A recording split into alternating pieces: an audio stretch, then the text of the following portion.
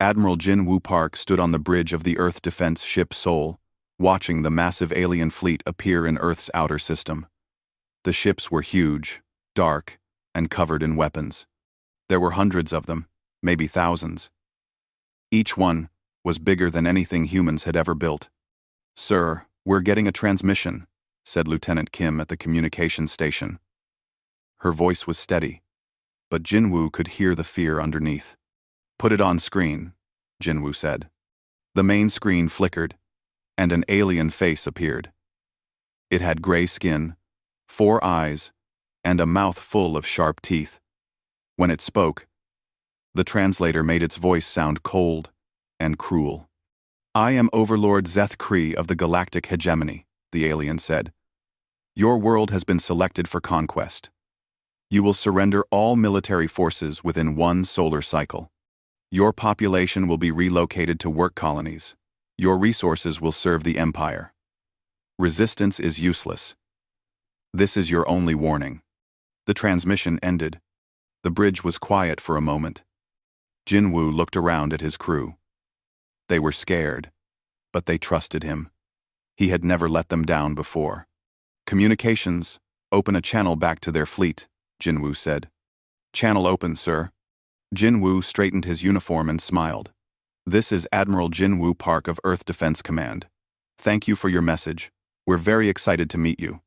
This is humanity's first contact with aliens, and we have so many questions. Would you like to come down for dinner? We can discuss everything over some Korean barbecue. I promise, you'll love it." On the alien flagship, Overlord Zeth Kree stared at his communication officer. "Did they just invite us to dinner?" "Yes, Overlord. They seem..." Zeth Kree had conquered 847 worlds in his career. Every single one had either surrendered immediately or fought desperately. No one had ever invited him to dinner. He looked at his tactical display. The humans had maybe 50 ships, all tiny compared to his fleet. They couldn't possibly fight back. "This must be some kind of trick," said Sub-Commander Krixtal. "Maybe they want to poison us.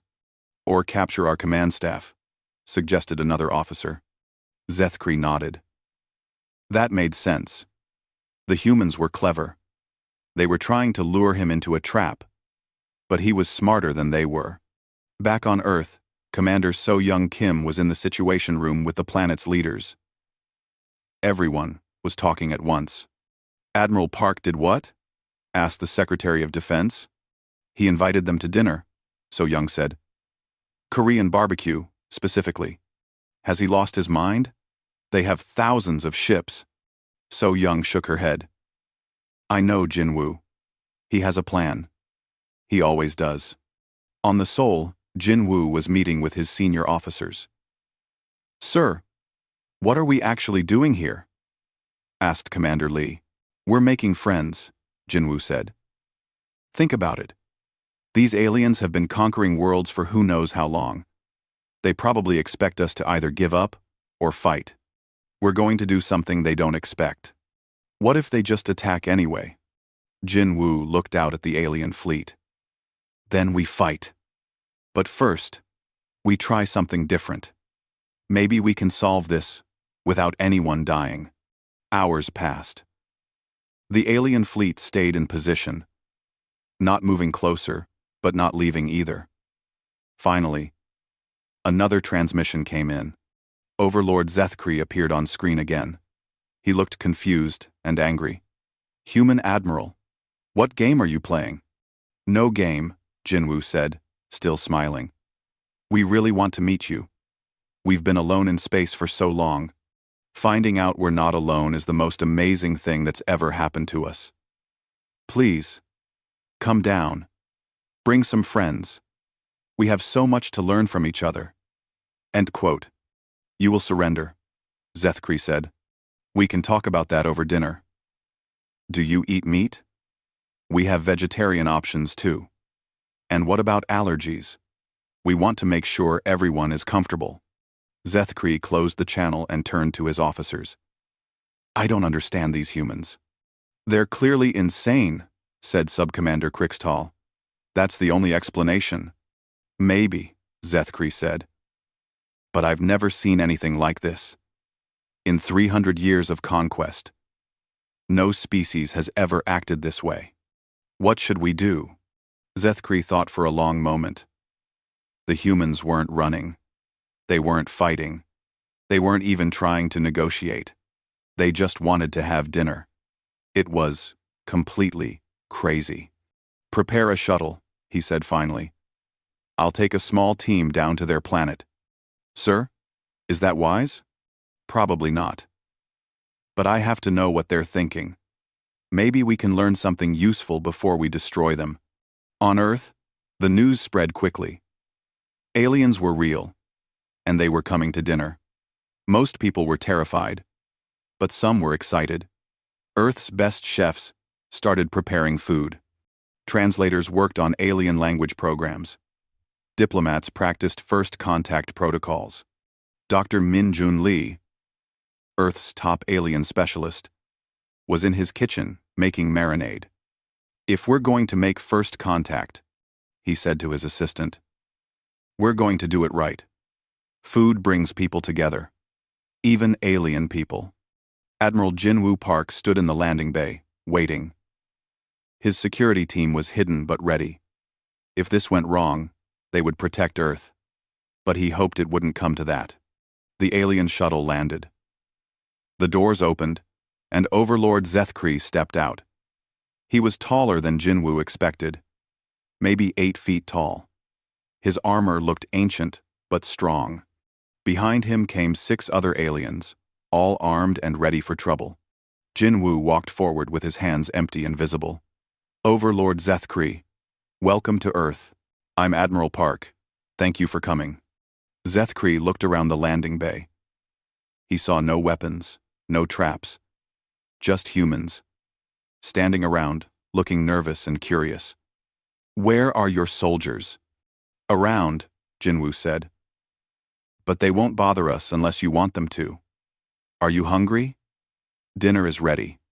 For the first time in 3 centuries, Overlord Zethkri had no idea what to do next. The dining hall had been set up specially for the aliens.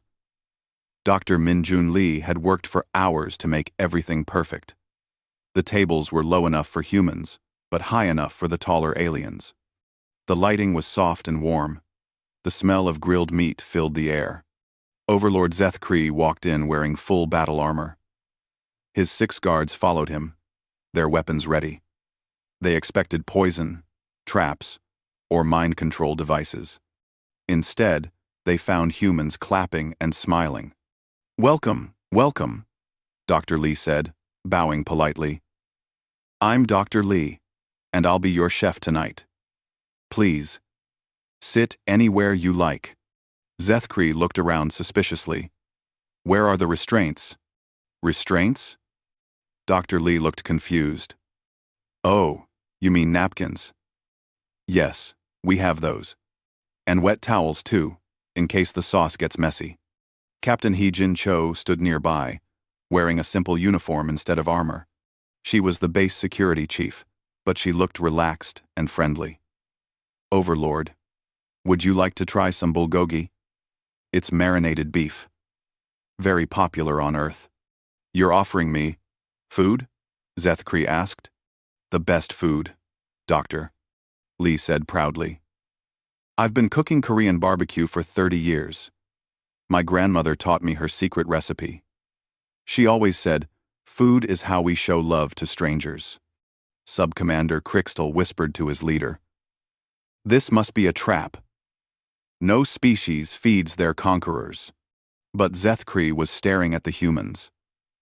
They looked genuinely happy to see the aliens. Children pressed against the windows outside, trying to get a better look. Scientists held notebooks, ready to learn. Even the soldiers he could see were more curious than afraid.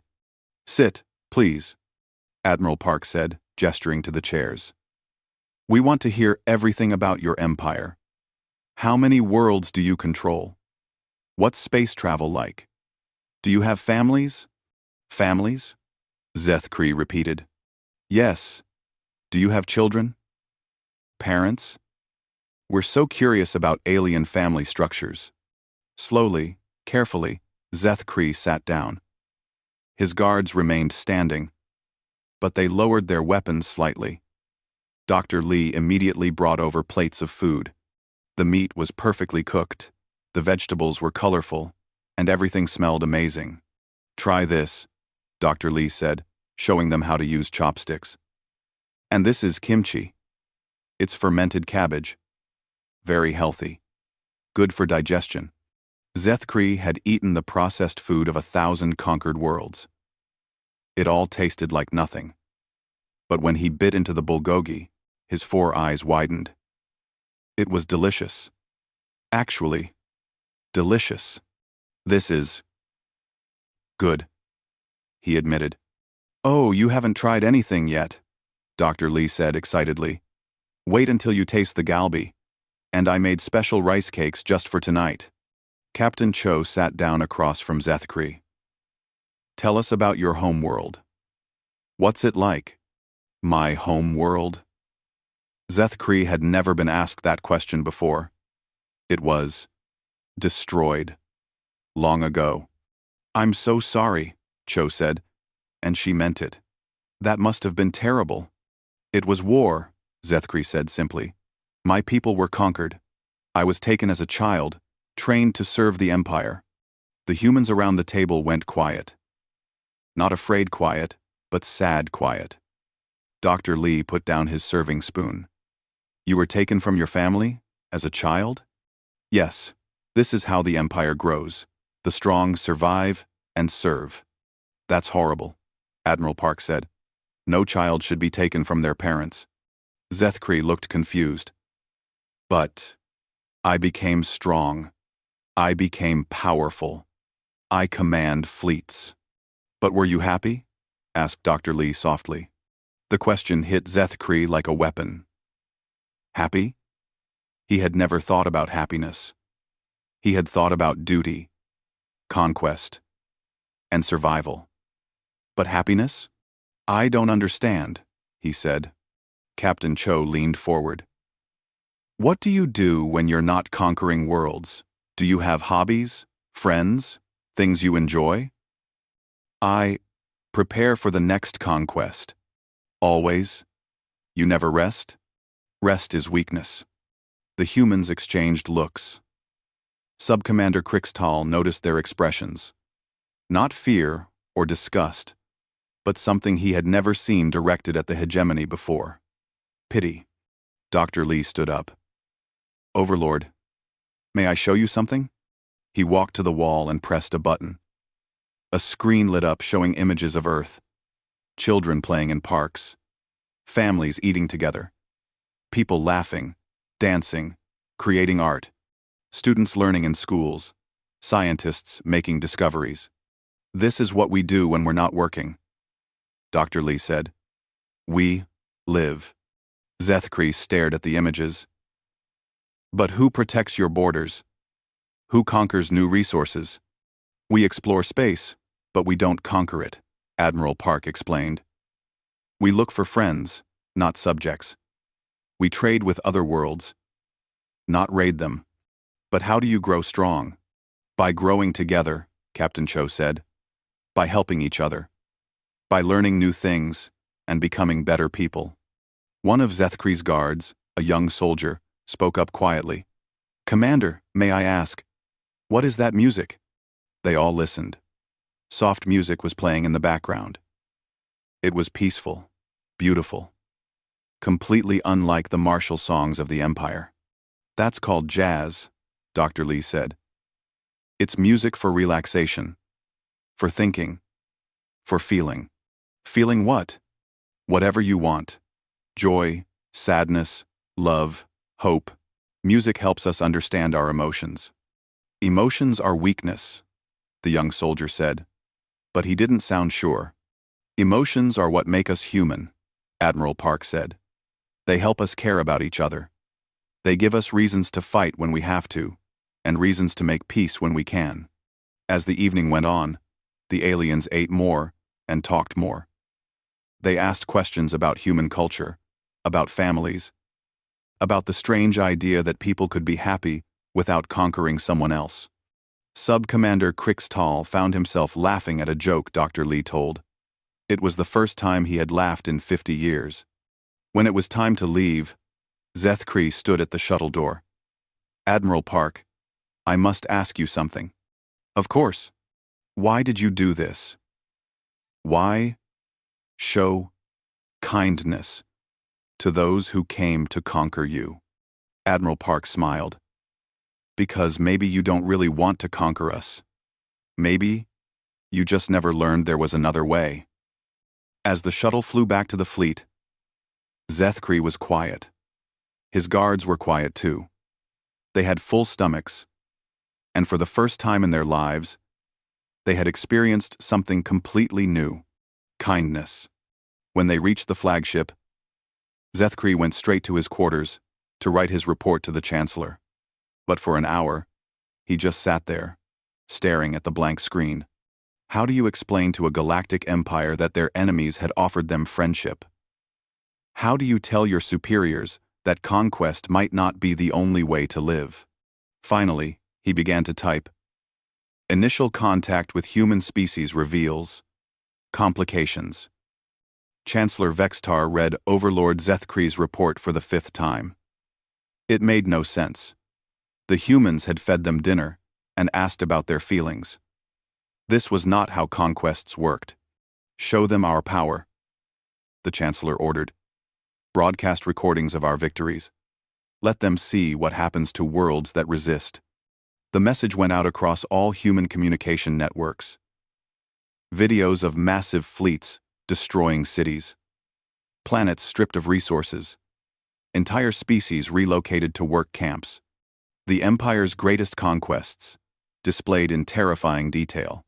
Earth's response came back within hours. Wow, those are incredible ships, said Fleet Admiral Daeho Yoon in his reply message. The engine configuration on your dreadnoughts is fascinating. How do you solve the plasma feedback problem? We've been working on similar designs, but we can't get the efficiency rates above 60%. Also, that orbital bombardment technique, very impressive precision. Do you use quantum targeting computers? Chancellor Vextar stared at the screen. Did they just complement our weapons? It appears so, Chancellor, said his aide. They want to compare technical specifications. More messages poured in. Human scientists wanted to study alien technology. Human engineers offered suggestions for improving ship designs. Human historians wanted to learn about the Empire's past. But the strangest messages came from human doctors. Dr. Yoonji Kang appeared on the main screen, looking concerned.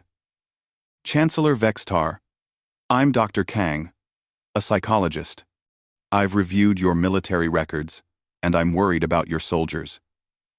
The suicide rates among your officers are extremely high. Your reports show widespread depression, anxiety, and post-traumatic stress. Have you considered mental health support programs? Mental health? The Chancellor repeated. Yes, your people show all the signs of chronic stress and emotional exhaustion. This is very treatable. We'd be happy to share our medical knowledge. No charge, of course. The Chancellor looked at his aide. Are our soldiers sick? Not physically, sir. Their bodies are strong. But Dr. Kang says their minds. Before the aide could answer, another message arrived. This one was from Admiral Yoon, and it was marked Military Analysis, Confidential. Chancellor, I've studied your fleet formations and battle tactics. Very impressive. But I noticed some inefficiencies that might help you. Your supply lines are extended too far, creating vulnerable points. Your command structure has too many layers, slowing decision-making. And your logistics system, well, it's honestly a mess. I've attached some suggestions that could improve your efficiency by 300%. Happy to discuss over coffee. Well, one. The Chancellor forwarded the report to his military staff. Within an hour, His top generals were arguing loudly in his conference room. "The human is right," admitted General Thork. "Our supply system is terrible. We waste enormous resources." "But they're our enemies," protested Admiral Vix. "Why would they help us fight better?" "Maybe because they don't want to fight at all," said General Thork quietly. Meanwhile, strange things were happening throughout the fleet. Human civilians had somehow gotten the communication codes for individual ships. Care packages were arriving by the thousands. Small packages containing Earth music, books, movies, and food. On the destroyer Vengeance, Sub-Commander Krixtal opened a box addressed to him personally. Inside was a collection of human music. A book called Meditation for Beginners, and a handwritten note. "Dear Sub-Commander Krixtal," the note read, "We saw you during the dinner broadcast. You looked tired and stressed. Here are some things that help humans relax. The music is called classical. It's very peaceful. The book teaches meditation, which helps calm the mind. There's also some chocolate, because chocolate makes everything better. Hope you like it. From the Johnson family, Denver, Colorado, Earth." Krixtal stared at the note. Strangers on an alien world were worried about his stress levels. They had sent him gifts to make him feel better. He didn't understand. Across the fleet, similar scenes were playing out. Soldiers who had never experienced kindness from strangers were receiving gifts from humans they had never met. The packages contained music, art, games, food, and always personal notes, expressing concern for their well-being. The flagship's medical bay reported strange symptoms among the crew. Soldiers were coming in complaining of weird feelings and thinking too much. Dr. Vorth, the chief medical officer, was baffled. "They're not sick," he reported to the Chancellor. "But they're different. They ask questions they never asked before. They want to know why we do things instead of just following orders." "What kind of questions?" "Yesterday, a lieutenant asked me why we don't have recreational facilities on our ships. A sergeant wanted to know if he could request a transfer to be closer to his family. A gunner asked if there was any way to visit conquered worlds without destroying them first." The Chancellor felt a headache coming on. "These are not proper military thoughts." "No, sir. But the humans seem to have many recreational facilities. They have days when they don't work. They have places where they can see their families whenever they want." "That sounds like weakness." "Maybe, sir. But their military efficiency ratings are actually higher than ours. And their soldiers seem happier." The word happier was becoming a problem throughout the fleet. Soldiers who had listened to human music reported feeling calm. Officers who had read human books were asking about vacation time. Crew members who had tried human food wanted to learn how to cook. Captain Haijin Cho had started broadcasting daily messages to the fleet. Not propaganda or threats, but simple updates about life on Earth. She showed them human families, human art, human celebrations. She talked about human military philosophy. "We train our soldiers to protect, not just to destroy," she explained in one broadcast. "We teach them that real strength comes from knowing when to fight and when to make peace. Our greatest victories are the wars we prevent, not the ones we win." 1. These ideas spread through the fleet like a virus. Young soldiers started questioning orders. Veterans began to remember what they had been fighting for before it became just habit. 3 ships requested permission to land on Earth for cultural exchange. The Chancellor denied the requests, but the requests kept coming. Dr. Kang continued her psychological analysis of the fleet. Her reports were detailed and troubling. "Chancellor, your empire shows classic signs of institutional trauma. Centuries of conquest-focused culture have created a society that doesn't know how to be at peace. Your people are exhausted, but they don't know they're exhausted because they've never experienced rest. We are strong," the Chancellor insisted. "You're surviving." Dr. Kang corrected gently. But there's a difference between surviving and living. We'd like to help you learn how to live. By the end of the month, the Chancellor faced an unprecedented crisis. His conquest fleet wasn't being defeated in battle. It was being defeated by kindness. His soldiers weren't surrendering to superior force. They were surrendering to the idea that life could be better than constant war. The final straw came when Admiral Yoon sent a complete reorganization plan for the entire hegemony military. It was brilliant, efficient, and would improve everything. But it was based on the assumption that the military's job was to protect people, not conquer them. The Chancellor stared at the plan. It was better than anything his own strategists had ever created. Much better. Sir, his aide said carefully, Emperor Thax Moore is requesting a full report. He's heard about the situation, and he's not happy. The Chancellor looked out at Earth, that small blue world that was somehow destroying everything he had ever believed in. Tell the Emperor, he said slowly, that we may have a bigger problem than we thought. Emperor Thax Moore arrived with the Grand Fleet, 50,000 ships that blotted out the stars around Earth. He was ancient, powerful, and absolutely furious. For 800 years, he had ruled the galaxy through fear and conquest. Now, one tiny world was making his empire look foolish. I will handle this personally, he declared, as his massive flagship took position above Earth. These humans will learn what happens when they mock the hegemony. Ambassador Ji-hoon Seo received the Emperor's ultimatum with the same calm that had frustrated every other alien leader. Your Imperial Majesty, he replied, we would be honored to host you for a state dinner. We've prepared a full cultural presentation, including traditional Korean music and dance. Our best chefs have been working for days. Emperor Thax Moore destroyed the communication console in his rage. Dinner? I come with 50,000 ships, and they invite me to dinner? But his advisors were nervous. Word had spread through the Grand Fleet about what happened to the Conquest Fleet. Soldiers were singing human songs. Officers were requesting mental health evaluations. 3 entire ship crews had defected and were living on Earth as refugees. Majesty, said Grand Admiral Zorks carefully, perhaps we should be cautious. The humans appear to have some kind of psychological weapon.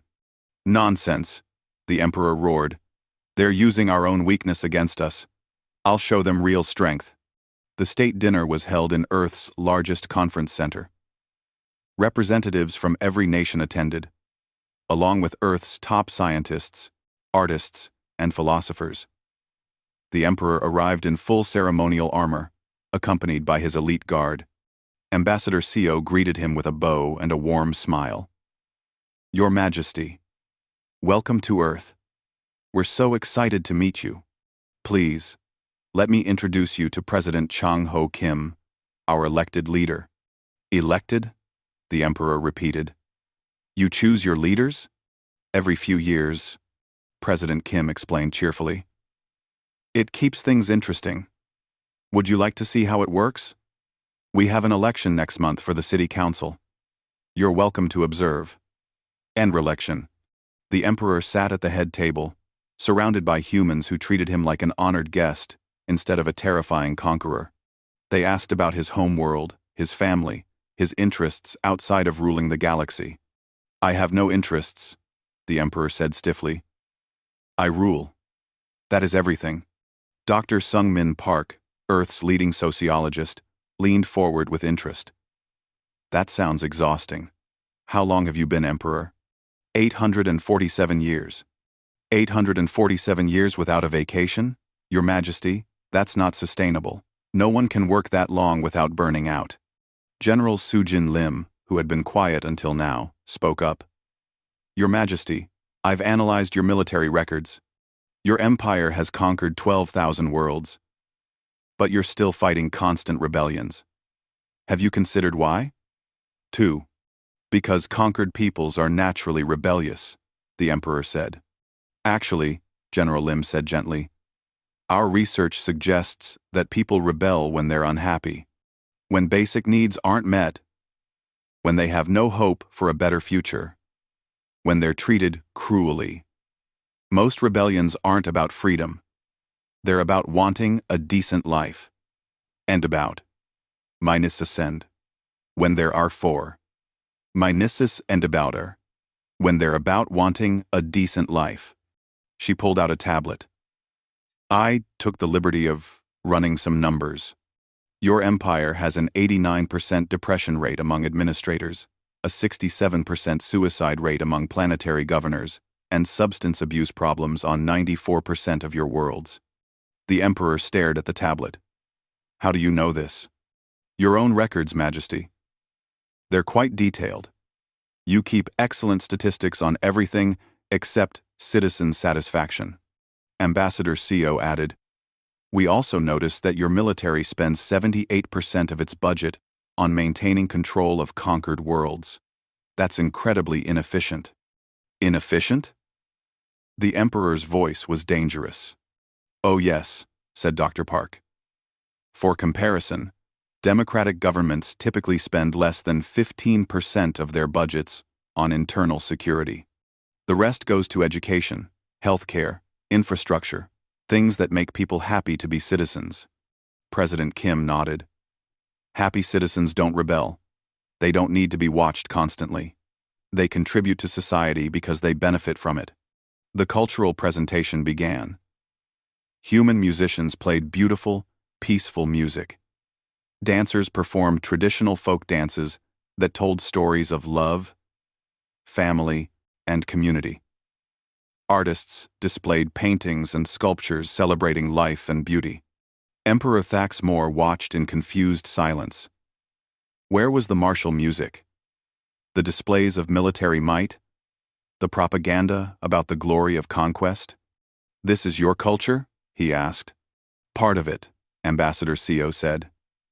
We also have science, literature, philosophy, sports. Humans create art, explore space, tell stories, fall in love, raise families. We try to find meaning in life beyond just surviving. But who maintains order? Who ensures loyalty? People maintain order because they want to live in an ordered society, President Kim explained. Loyalty isn't enforced, it's earned. We serve our communities because our communities serve us. During the break, Commander Krixtall approached the Emperor privately. He had been promoted to lead what everyone was calling the reform movement, though no one was supposed to call it that.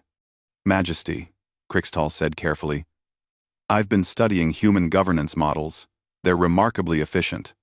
Efficient at being weak. Actually, Majesty, they're efficient at being happy. And happy populations are incredibly productive. Their economic output per citizen is 400% higher than ours. Impossible. Krixtall showed him the data. They spend less time controlling their people and more time improving their lives.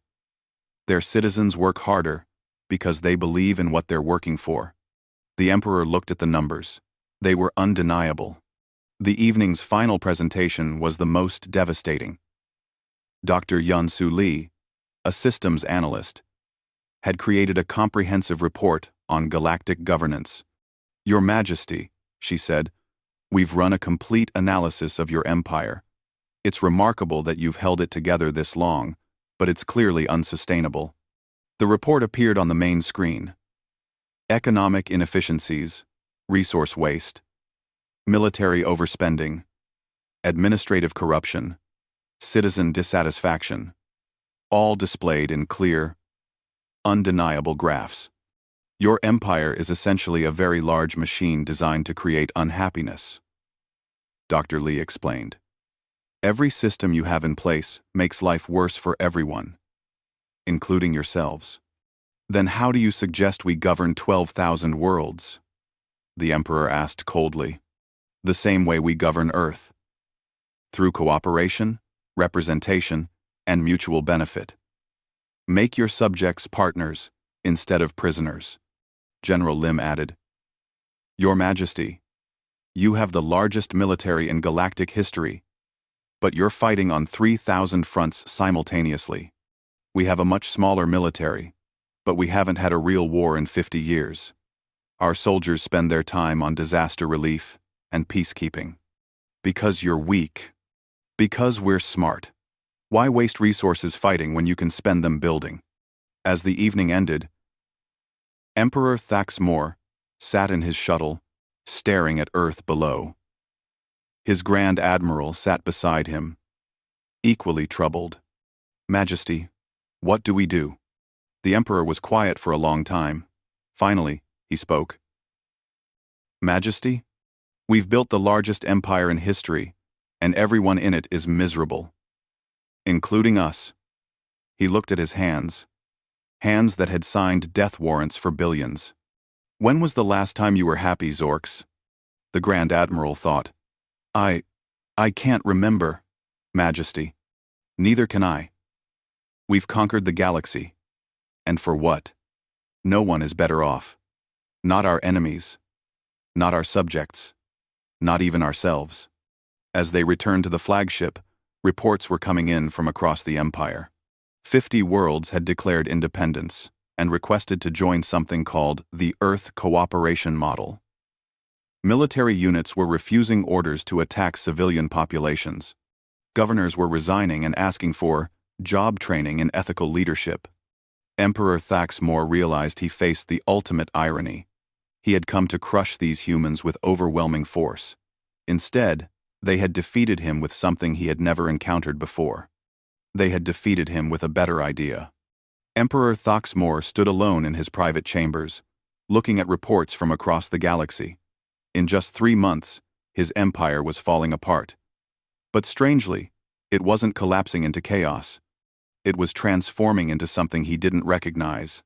200 worlds had declared independence and requested partnership status with Earth. Military commanders were refusing orders to suppress rebellions because, as one general put it, the rebels aren't actually rebelling. They're just asking for better working conditions. The Emperor's own capital world had submitted a formal request for governmental reform consultation from Earth's diplomatic corps. His own people wanted humans to teach them how to govern themselves. A soft knock interrupted his thoughts.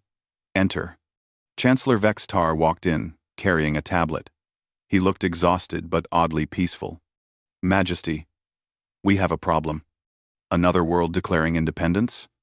No, sir. 300 worlds declaring independence.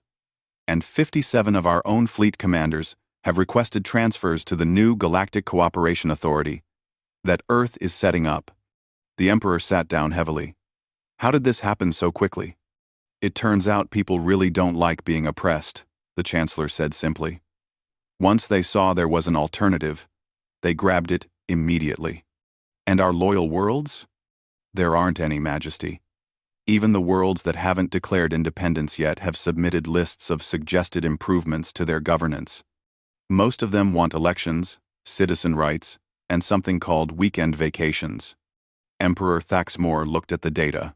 After 800 years of ruling through fear, his empire was abandoning him not for another conqueror, but for the radical idea that government should make people's lives better. What do our military advisors recommend? Complete surrender, the Chancellor said quietly. Sir, we could fight this, but we'd be fighting literally everyone, including most of our own forces. Surrender to whom? Earth has maybe 100 ships. We'd be surrendering to a better idea, Majesty. Another knock came at the door. Majesty, Ambassador CO from Earth is requesting a private meeting. Emperor Thaxmor almost laughed. Of course they were. Send him in. Ambassador Ji-Hoon Seo entered with President Young-Sik Choi, Earth's latest elected leader. They both looked concerned and sympathetic, which somehow made everything worse. Your Majesty, Ambassador Seo said gently, we need to talk. Have you come to accept my surrender? President Choi looked shocked. Surrender? We don't want anyone to surrender. We want to help. Help? The Emperor stared at them. I came here to conquer you. I conquer you. Yes, and that must be very stressful. Ambassador Sio said kindly. Running an empire of 12,000 worlds. Keeping everyone in line through force. Never having a day off. That's not sustainable for anyone. We have a proposition, President Choi continued.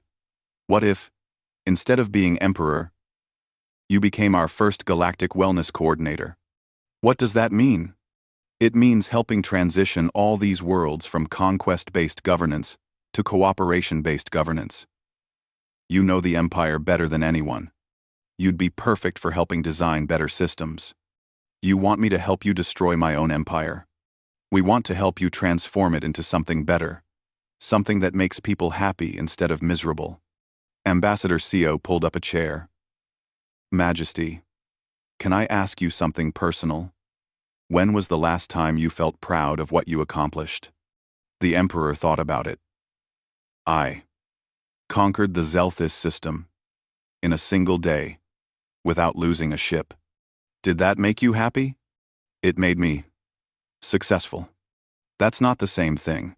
Your Majesty, you've spent centuries being successful at things that made everyone miserable, including yourself. What if you could be successful at things that made everyone happy instead? President Choi opened a folder. We've drawn up a job description.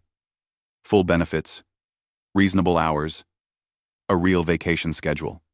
Your job would be traveling to worlds that want to transition to democratic governance and helping them figure out how to do it safely. You're offering me a job? We're offering you a chance to be remembered as the Emperor who freed the galaxy, instead of the one who conquered it. The Emperor looked at the job description. 8-hour workdays, weekends off, annual vacation time, healthcare benefits, a retirement plan. What about my fleet, my armies? Anyone who wants to can join the new Galactic Cooperation Authority, Ambassador Sio explained. We'll need peacekeepers, explorers, disaster relief specialists, all the things militaries can do besides conquest. And those who don't want to join? Free to go wherever they like. With full pension benefits, job training, and counseling support. Chancellor Vextar spoke up. Majesty, I've already submitted my application. They're offering me a position as Director of Administrative Reform, with weekends off. You're abandoning me too? No, Majesty. I'm choosing a life where I can help people instead of oppressing them. For the first time in 300 years, I'm excited about going to work. Emperor Thaxmore stood and walked to the viewing port. Below, Earth turned peacefully in space. No massive defensive fleets, no orbital weapons platforms. Just a beautiful blue world full of people who had somehow conquered his empire through kindness. If I agree to this, he said slowly, what happens to the title of Emperor? It's retired, President Choi said gently. The galaxy doesn't need emperors anymore. It needs public servants. Public servants? People who work for everyone else, instead of the other way around. The Emperor was quiet for a long moment. Then, he started to laugh. Not the cruel laughter of conquest, but the exhausted laughter of someone who had finally been given permission to stop carrying an impossible burden. Do you know what the strangest part of this is? He asked. What, Majesty? I feel relieved. For 800 years, I've been responsible for everything, controlled everything, feared by everyone, and I hated every moment of it. He turned to face them. I accept your job offer. When do I start? 3 months later, former Emperor Thaxmore sat in a small office on Earth, reviewing applications for membership in the Galactic Cooperation Authority. His nameplate read, Thaxmore Kim. He had adopted a human surname as a symbol of his new life. The applications came from everywhere. Former conquest fleets wanted to become exploration vessels. Planetary governors requested training in democratic leadership. Entire worlds asked for help setting up schools, hospitals, and art centers. Admiral Jinwoo Park knocked on his door. Thaxmore, we have a situation. What kind of situation? 3 new alien civilizations have made contact. They heard about the Cooperation Authority and want to join. Apparently, word is spreading that the galaxy is a much friendlier place these days. Thaxmore smiled. Something he had learned to do over the past few months. Send them the standard welcome package and schedule a dinner meeting. I hear, Doctor, Lee is experimenting with alien-compatible Korean fusion cuisine. As Admiral Park left, Thaxmore returned to his applications. Tomorrow was Saturday, his first weekend off in 847 years. He was planning to visit the art museum and try something called relaxation. Outside his window, children played in the park while their parents watched and laughed. It was a scene he had seen on thousands of worlds. But this was the first time he had thought about it. This was what they had been fighting for all along. Not conquest, or glory, or power, but the simple right to be happy. The former emperor of the galaxy picked up his pen and went back to work. Real work. Helping others build the kind of life he had never imagined possible. In his desk drawer sat his memoirs, nearly finished. The title page read, How I Lost an Empire and Found My Soul. The Human Conquest of the Galaxy. The irony was perfect. Humans had conquered the galaxy after all. They had just done it in the most impossible way imaginable. They had conquered it by being kind.